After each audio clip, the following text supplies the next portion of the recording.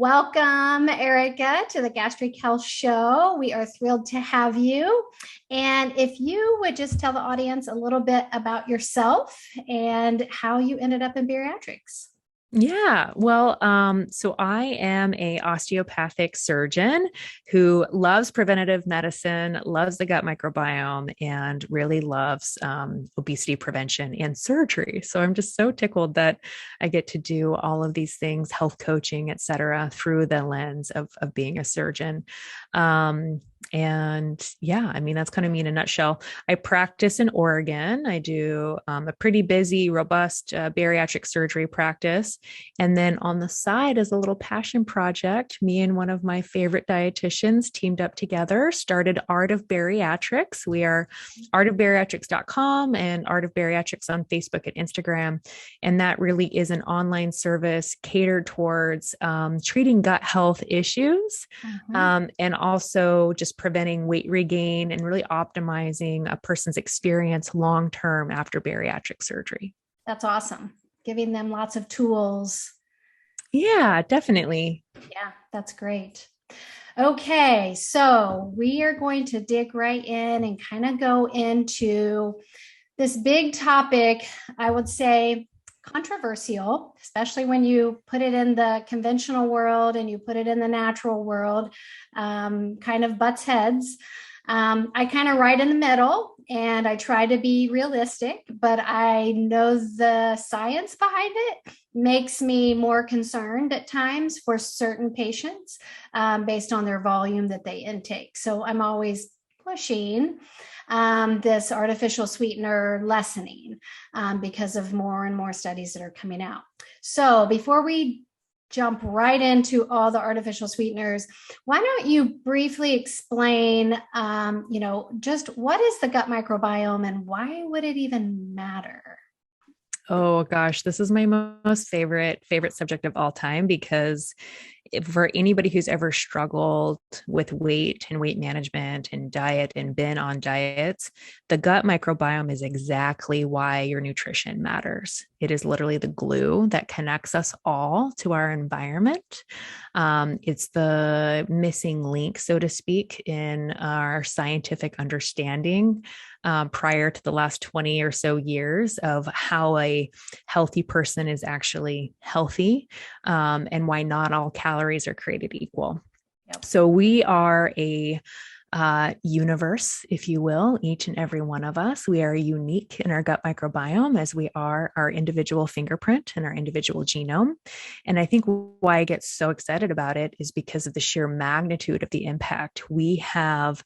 We are home to trillions or even more, right? It's estimated that there are just as many bacteria living in the human body as there are stars in the global giant universe out there. So really too many to count. And it hasn't been until we have had technology like supercomputers and quantum computing and all of these really neat scientific technological advances where we've even really been able to start to map their function. So it's believed that we are more bacteria.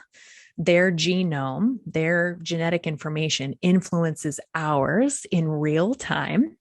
Every 20 minutes, bacteria are replicating, dividing, dying off, and they experience very rapid genetic changes based on our environment.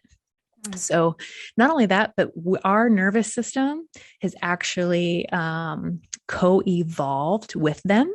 So what makes us happy, calm, relaxed, connected, good parents, good lovers, good spouses is intimately related to them being happy. And so I have a little quote, which is whatever makes us happy makes them happy. And when we're happy and thriving, then our gut microbiome is as well. And really our so many things like how we're born, our exposure to antibiotics, our exposure to food. Absolutely. So food and your mental health state and your nervous system state, those are the two most easily modifiable things that you can do, regardless if you were born C-section or vaginally, or regardless if you had, a septic infection, we're on antibiotics for a long time, but our food choices is really the most easily intervenable way to, again, keep these microorganisms happy. And I just love bringing this information to the field of bariatric surgery, where it's traditionally been this kind of Atkins, high protein, low carb, keto kind of like lifestyle and rhetoric. But what makes your gut microbiome really happy is lots of different types of plants and lots of different types of fiber. And so we're kind of seeing this, at least I'm trying to help lead this new trend of not necessarily going purely plant-based, but again, incorporating more of this balance between, yes, protein's important and amino acids are important, but, also so is this capacity for digestion and feeding these bacteria and keeping them really happy and healthy. And then also there's just this paradox that, gastric bypass kind of presents, which is a SIBO type conditioning. And so, how do we live with our bypasses? How do we live with these SIBO-like mechanisms? And, how do we just ensure that we have the best possible body and we keep ourselves really happy and healthy? There's a connection between your immune system, your gut, your hormones, and your endocrine system. Bacteria in your gut can actually determine how many calories you absorb from your food.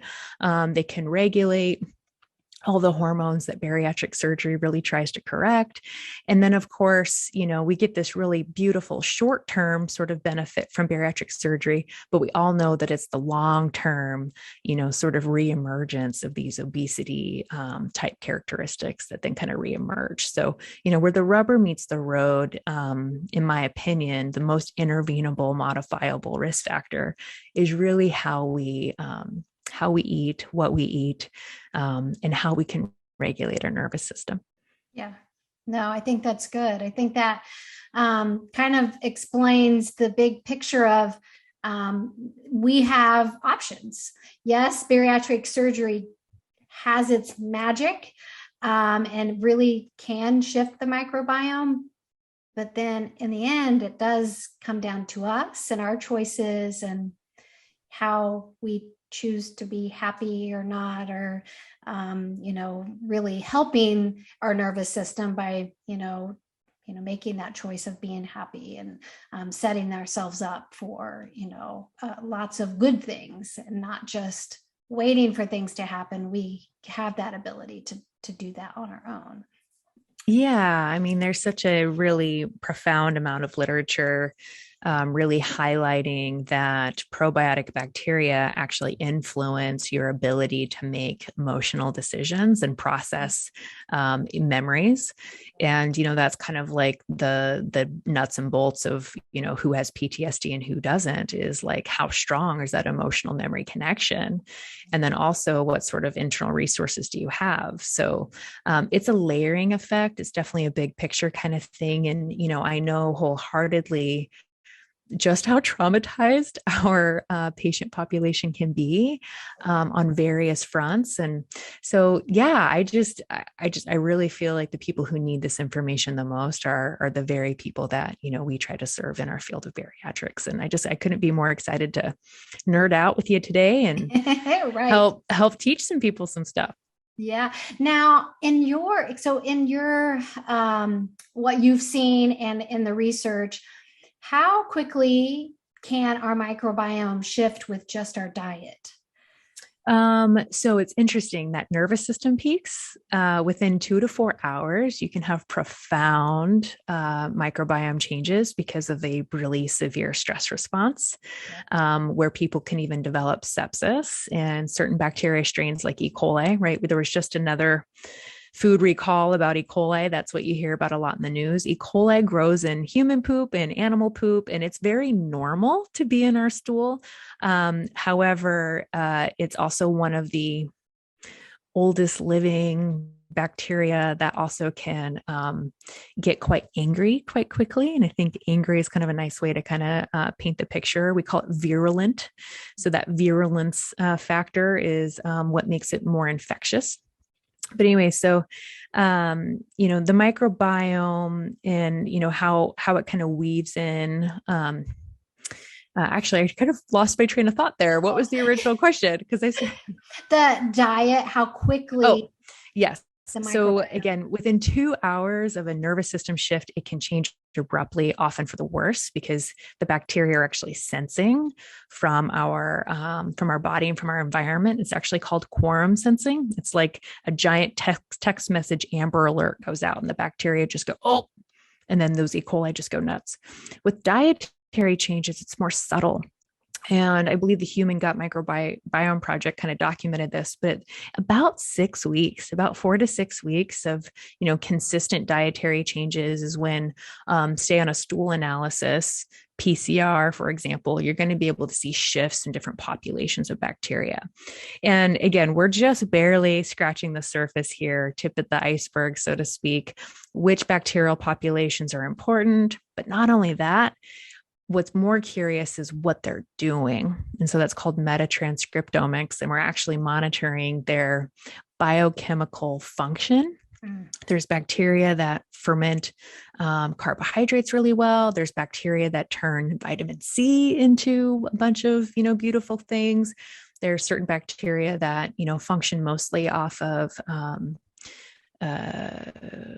peptides and like microproteins and amino acids. And, there's certain ones that do fatty acids as well. So, for the layperson, yeah, carbs, protein, fat, but, the diversity and the amount, a sweet potato, for example, is going to feed a different and stimulate a different function metabolically from these gut bacteria than say an apple will. Right. And again, both of them stimulate bacterial chemical making. And that's where we talk about short chain fatty acids. Those short chain fatty acids are healing chemicals for the rest of our body. And they're just really, our human body is really dependent upon them. And I love the historical context too, because, especially something like midwifery. Midwifery used to be done in the home by women, for women, this very kind of private thing. And then you had this modernization of medicine, a very male-driven process. They didn't wash their hands. They put women in, large, rooms with other women, mixing fluids, doing all sorts of things. And our, outcomes got way worse. And so then we always started, blaming germs. Right. We had to identify germs, then we had to blame germs, then we had to develop antibiotics. And so we just kind of got off track, I think, in terms of our view of health and, humanism and connection and community. There's a big overlap with agriculture and our agricultural practices. Modern farming, this whole concept here of these artificial sweeteners, we're talking about high fructose corn syrup and highly, highly processed chemicals that, again, just do nothing to feed the soil. The soil is actually where these microorganisms come from. In fact, one of the key treatments, or should I say palliative probiotic sources for SIBO, are soil-borne bacillus organisms. And, prior to us scientifically causing these conditions and then identifying them, humans never got SIBO just by growing their own food, digging in their own dirt, having their own compost, so to speak. So that's another hobby of mine, gardening. Yes. Yeah. That's awesome. Yeah. I think that's, something everyone can take a part in, whether we realize it or not, depending on where you live. It may not be as easy for some, but I think even just getting a pot and putting it on your porch, getting some sunshine and, plant a tomato plant and being involved in that. And again, you are getting those organisms at a healthy level by doing that. So it is a cool way that we have forgotten the importance of, kind of like fermented food. I know you are super big on fermented food. I love fermented food. I eat it every morning. And it's something that our culture has forgotten and not incorporated. But I remember crocks in my grandparents' basement. I've inherited some of those crocks. And so it's cool that we can carry some of those on if we learn some of those practices. And it's one way to kind of keep, our health going, which is exciting that we can do things for ourselves like that. Yeah. If any of your listeners are like, oh my gosh, what is this fermentation stuff they're talking about? Yeah. You should buy the book, The Art of Fermentation. Oh, It's yeah. by an author named Sandor Katz, and he has a gorgeous story of being diagnosed with HIV, I think in the 70s or 80s, and then moving to a, quote unquote hippie commune and learning how to ferment his own kefir, his own sauerkraut. I mean, literally, he has a recipe book about all these different ways to ferment different vegetables. And within a very short period of time, he reversed all of his literally clinical laboratory evidence of having HIV.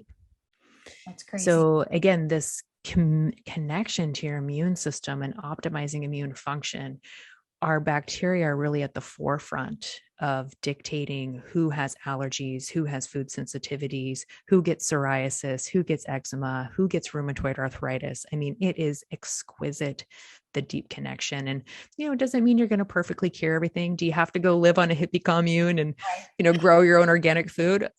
I mean, I lean towards yes, if that's where if you want to be the picture of health, you kind of have to work in some of those things. But I'm right there with you, Dawn, the middle of the road.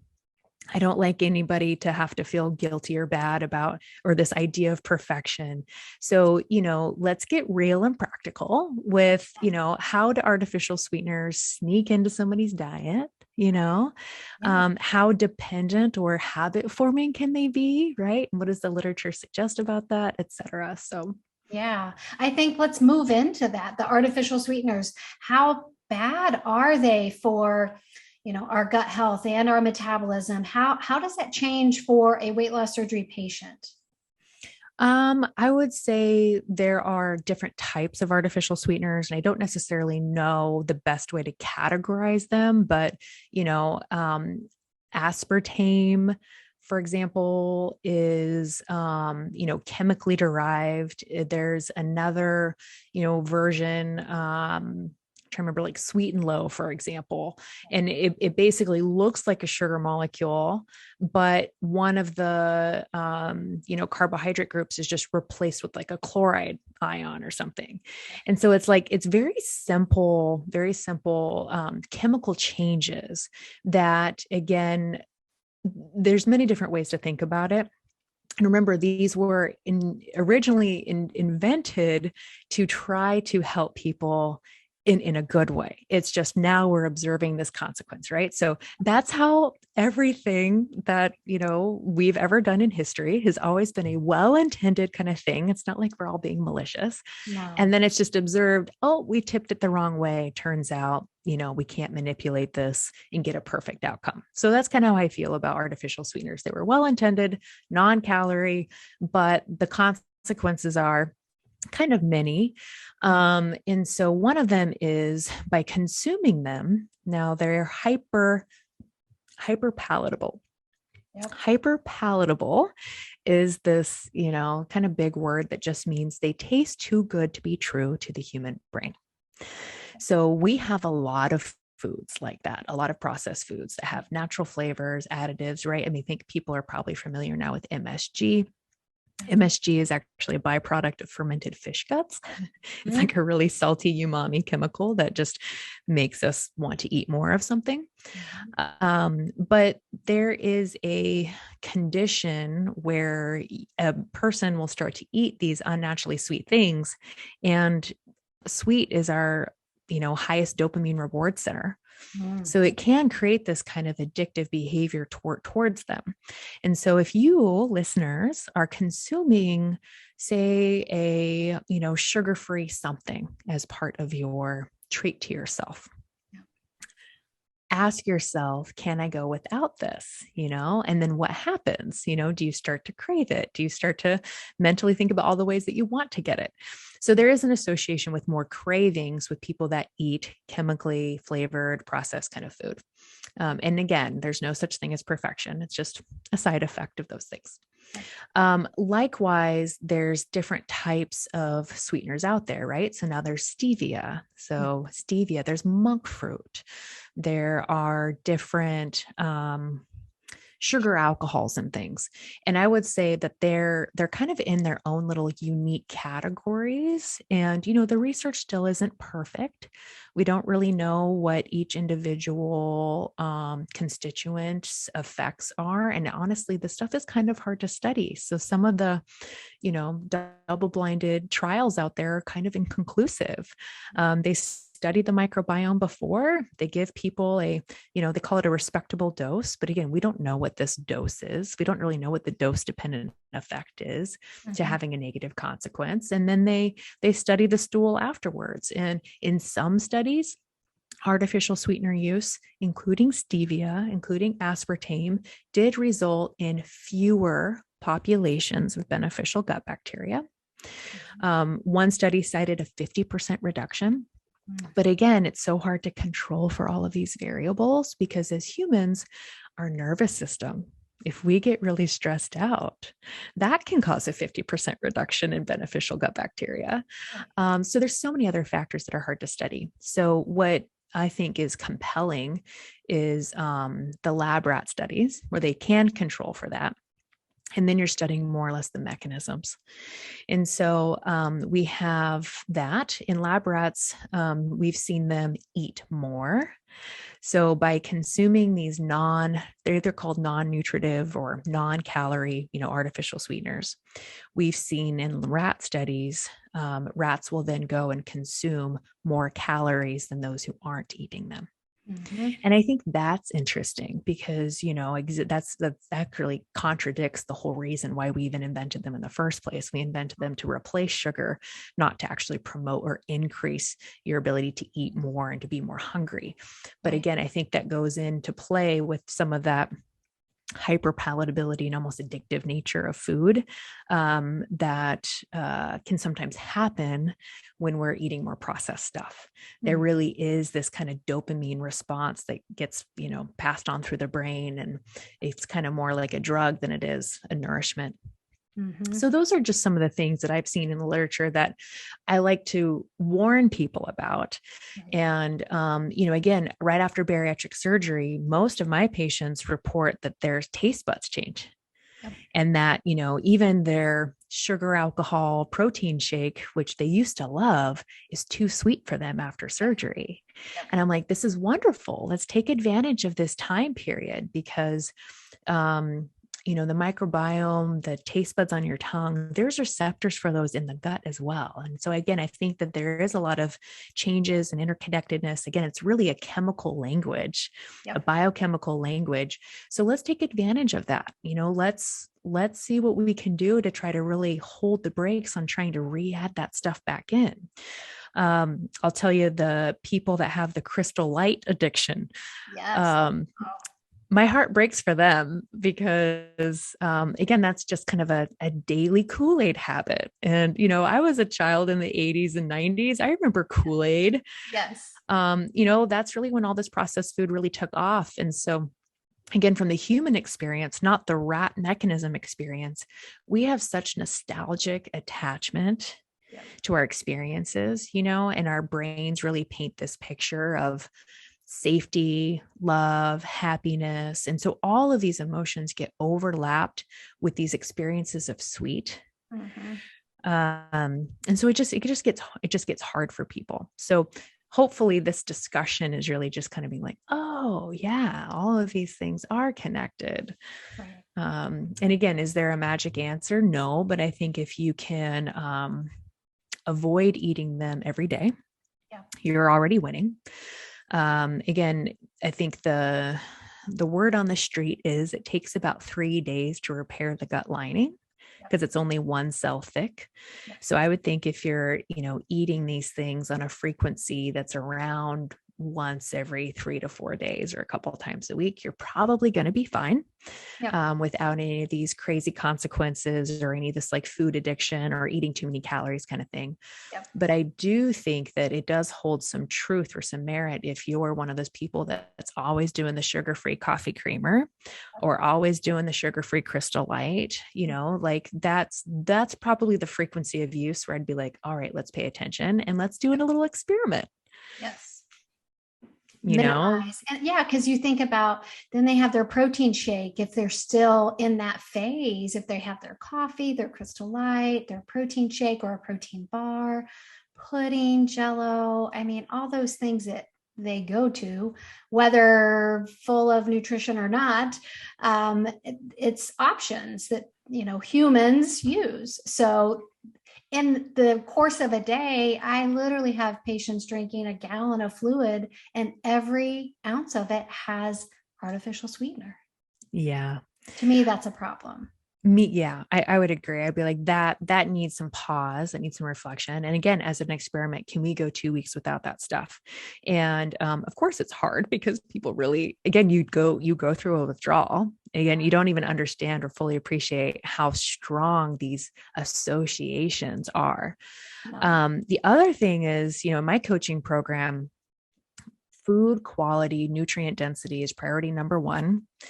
Calorie goal is number two. And then number three is always like, okay, now what are you missing? What do you wish you had? Like, what are those old favorite things that, you need to work back in? And, sweetness in their coffee is almost always a thing. And what we always compromise on is, well, can you try a little bit of honey? Mm-hmm. Yeah. And at first they're kind of freaked out thinking like, oh no, I can't eat honey. Right. And almost everybody can tolerate it. They need hardly anything. Yep. And again, real honey, not pasteurized, not sugared, not watered down, but real honey. Again, you're getting pollen from plants. Yes. You're getting a natural made, substance. You feel so satisfied by eating it, and it doesn't trigger addictive eating or consuming more calories. And they are so pleasantly surprised. And yeah, I'm just tickled. I'm like, honey is always a good go-to option. And again, just be really careful with it. You don't want to cause dumping, of course. Right. But again, usually you're so satisfied. Doesn't take much. It doesn't take much. And, I mean, I love vegetables, clearly, but, do we have to steam vegetables and eat them where they're not palatable and, Right. boring? No. So sometimes, you want a little vinaigrette. What's the best thing to add to a vinaigrette? But honey. Oh, definitely. A tiny little dash. Yeah. And then what do you want to do? But you can feed all the vegetables to children if you put a little bit of honey on it, Yep. So anyway, that's kind of my stance. Yes, we don't have to go perfectly sugar-free. We don't have to do all this stuff, but let's really be considerate and thoughtful about, what the impacts are. Yep. Yeah. Because if you have surgery, all patients go into surgery with the goal of weight loss. Very few, a very small percentage, I would say, are doing it maybe just for diabetes, and they truly could care less about the weight. Most people I find, even if they're doing it for diabetes or another health condition, they still care deep down about the weight. So across the board, everyone is concerned about how this is going to impact that number on the scale. And if you have weight loss surgery with that in mind, you would want, if you understood deep enough, you would want to protect that, because the magic that the surgery does by shifting the microbiome, you would want to load up on your vegetables and load up on those fibers to really grow that in your favor and get that good bacteria going, not submerge it full of artificial sweeteners that can create an imbalance. Mm-hmm. Yeah. And I feel like, that first year after surgery, most people can eat just about anything, feel restrictions, still lose weight. And it's a great honeymoon period. Yeah. And in the clinic, people can reliably come into us for about the first year, and then they kind of trickle off. And that's why I really created this online coaching program, because I really wanted to capture the people that, felt like they didn't really have support from their program anymore, wanted to go further. And the impact has just been so beautiful, so dramatic. In as little as 2 weeks, people are having less bloating, less reflux, diarrhea is resolving, constipation's resolving, they have more energy. And again, we're allowing them to eat fruit and we're giving them a little bit of honey, Right. and they're like, oh, wow. And I'm like, yes, this is what happens when you eat a highly nutritious, Yes. whole foods diet that, has less rules Yeah. than what diet culture has put on us, but has so much more authentic nutritional support. Yeah. And when it comes down to it, if, we both agree, we don't have to require perfection to still get great results, Absolutely. that we can still have our humanness and have those moments when we just do whatever you did when you were a child or whatever you did as an adult and be Yeah. irresponsible, and you're still going to be okay. Yeah. And again, choices for the decision of this brings me pleasure in the moment. I'm okay with. I think that's great. Versus kind of mindless things or just daily habits because they're habits and you don't even think about it. Um, yeah, I agree. Yeah. So, I mean, I know our time is getting close here. So, if we, big picture, if we think about the gut microbiome, weight loss surgery, artificial sweeteners, in your best recommendations, how would you lay that out for a patient so that they understand kind of the basics? Why would I not? Why would I want to avoid this? What are the things? What are the consequences or what are the risks that I'm taking by making those choices? Like, I can't give up my Crystal Light every day. I'm just not going to do it. So, what am I claiming as my consequence potentially down the road? I think, again, not to pick on Crystal Light exclusively, but the artificial sweetener that is in the product, such as Crystal Light, is the one that I fear the most for my own personal consumption and one that I stay well away from. Yep. You also see that same artificial sweetener in yogurts that aren't nutritious and actually yogurts like Yoplait or Dannon Light and Fit or, again, other. And those are very highly processed foods that are also relatively very inexpensive compared to, say, a more natural food product. Yep. I do avoid them. And the consequence of eating them, especially daily, I think is all those things that we mentioned that are cited in the literature. And again, I see it in patients. You actually run the risk of bringing back type 2 diabetes. It impacts glucose regulation because your body is getting, missignaled. It doesn't exactly spike your blood sugar the way sugar would. And again, you'd have to eat quite a bit to kind of do that. But instead what happens is it affects the microbiome cell signaling that then also affects, and it's fun because this is all part of serotonin pathways in the body. So, again, just reflect on this. Are you a person that consumes Crystal Light very regularly? Are you a person that also experiences depression and anxiety and mood instability? Because I think there's going to be a huge overlap there. And then, likewise, are you a person that has been able to monitor your body weight, be happy with your body weight, and not experience body weight regain? Because there is that laboratory, again, rat study, basic science association, that people who consume that category of artificial sweeteners are the ones that end up eating more calories at the end of the day than those who don't. So I think those are the big reasons to stay away from it. I warn all of my surgery patients before and after. If this is a really big habit, I mean, I know so many of you did so many awesome things for your health getting ready for surgery. All I got to say is, yes, you can. Yes, you can. Yes, you can.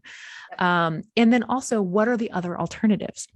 Mm-hmm. I find that sugar alcohols that are in some of our protein shakes don't do this. They actually don't. They don't trigger, eating more or, some of that kind of again, diabetes kind of blood sugar inflammation kind of picture. And they don't seem to do that in the literature either.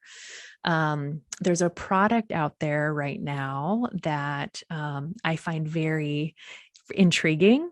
It's called Olipop. I don't think I've seen that. So it's a soda, but it's not very carbonated, and they use a lot of prebiotic fibers like chicory and inulin and things like Yep. that. Has a tiny little bit of juice. I'd say one can runs you around 40 calories, Okay. 9 grams of fiber, and they are sweetened with stevia like sweeteners.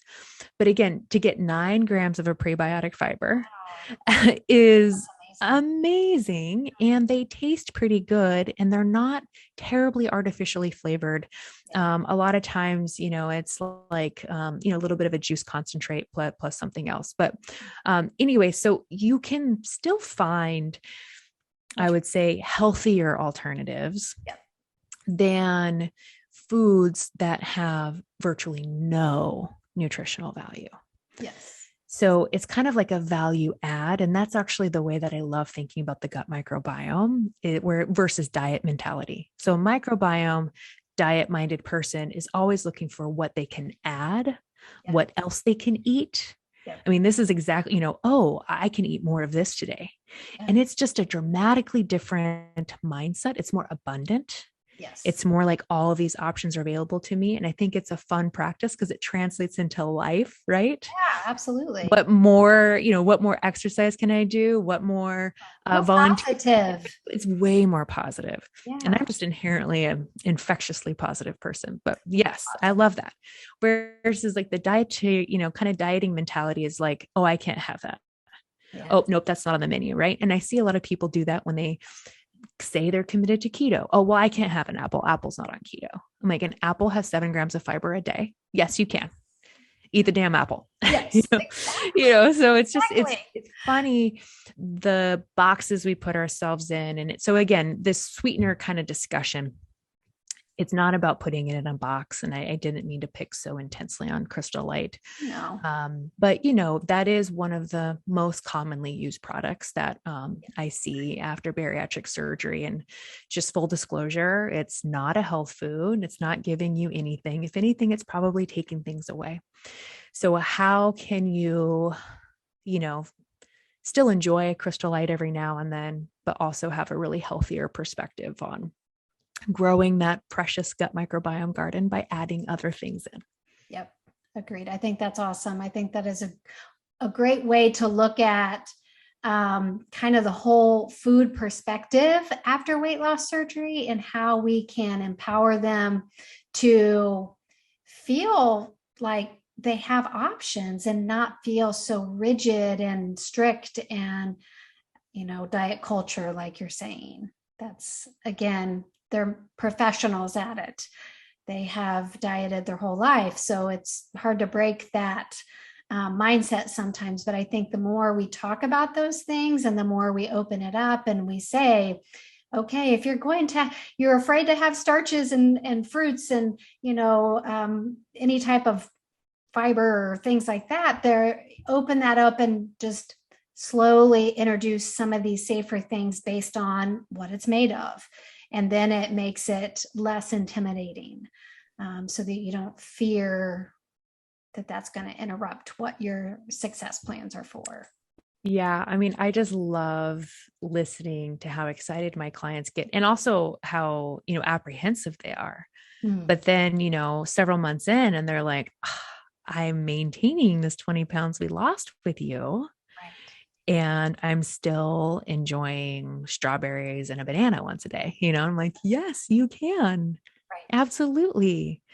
So yeah, thank you for having me, Dawn. Yes, I appreciate so much for you joining me and kind of breaking it all down and letting people understand the big picture of artificial sweeteners and the importance of maybe monitoring what you're doing so that you can be successful long-term. So that's awesome. Thank you. And then I know you mentioned this at the beginning, but maybe tell the audience again how they find you. Yeah. So artofbariatrics.com. Hopefully that's pretty simple and straightforward. I can put it in the show notes for them too. Perfect. Yeah. And, we're always trying to host webinars on similar topics like this and just provide information in general. I know we have a big blog calendar coming up with Awesome. different topics relating to bariatric surgery. So hopefully you guys will find some good information there. I've also published a workshop, a gut brain axis workshop on the website, which you can listen to for free. It's 4 parts, but it's all things gut microbiome and all things, how does our nervous system and our body co-create this like beautiful, healthy organism. So it's not just diet. Diet's really important, but it's also how do we take care of our mental and emotional health. And then likewise on Instagram and Facebook is where we're most active. Again, we're just Art of Bariatrics. Awesome. And yeah, we look forward to connecting with anybody who wants to connect with us. Yeah, I think that's awesome. Thank you so much.